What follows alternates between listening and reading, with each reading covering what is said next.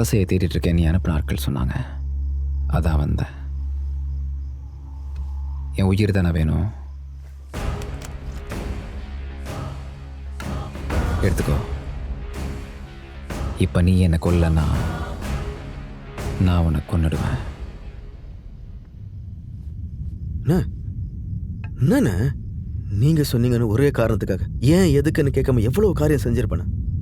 அந்த விசுவாசத்துக்காக என்னை காப்பாத்துறேன். தமிழ், உங்கள் 2 பேர்த்துக்குள்ள என்ன பிரச்சனைன்னு எனக்கு தெரியாது. செல்வா செஞ்சது தப்பு தான்டே. அதுக்காக அவனுக்கு நீ என்ன வேணா தண்டனை கொடு. ஆனால் உசுரோட மட்டும் விட்டுடு. முதல் வாட்டி இவனை மன்னிச்சு விட்டது தப்புன்னு இப்போ புரிய வச்சுட்டான். இப்போ இவனை மன்னிச்சு விட்டா எங்கள் அப்பா நிலைமை தான் எனக்கும் வரும்.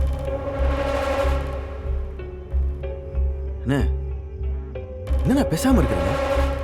எனக்கு இந்த பிரச்சனைக்கு சம்மந்தம் இல்லைங்கிற உண்மையை சொல்லுங்க. நான் உங்கள்கிட்ட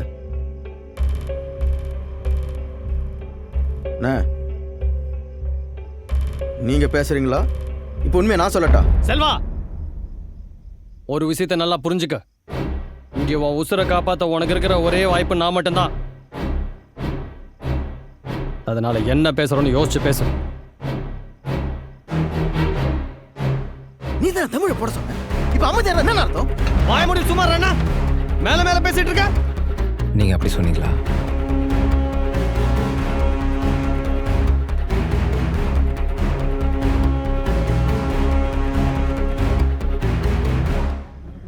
என்ன தமிழ், அவன்தான் பயத்தில் என்ன பேசுதுன்னு தெரியாம வளருதான். நீயும் அப்படி கேட்குத? நீ என்கிட்ட உதவின்னு கேட்டு வந்த. அறிவுடை நம்பி மவான்னு தெரிஞ்சதும் உடனே அந்த வேலையை முடிச்சு கொடுத்துட்டு ரொம்ப சந்தோஷப்பட்டவன் நான்.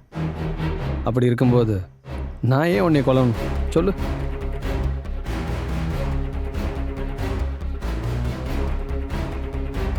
இங்க பார் தமிழ், நான் சொல்றத கேள். சத்தியமா நானா எதுவும் பண்ணவே இல்லை.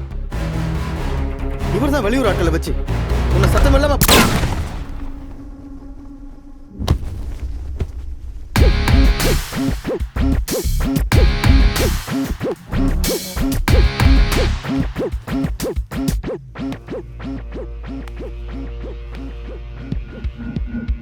குடி போதையில் என்ன ஒன்றா பேச வேட போடுறோம் போக்கு. சும்மா இருண்ணா கேட்க மாட்டேன். பதிலுக்கு பதில் பேச.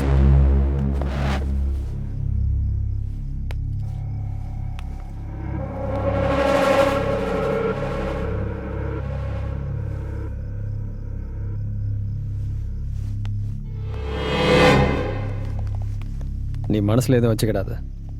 பொறுப்பட, நான் பார்த்துக்கிட்டேன்.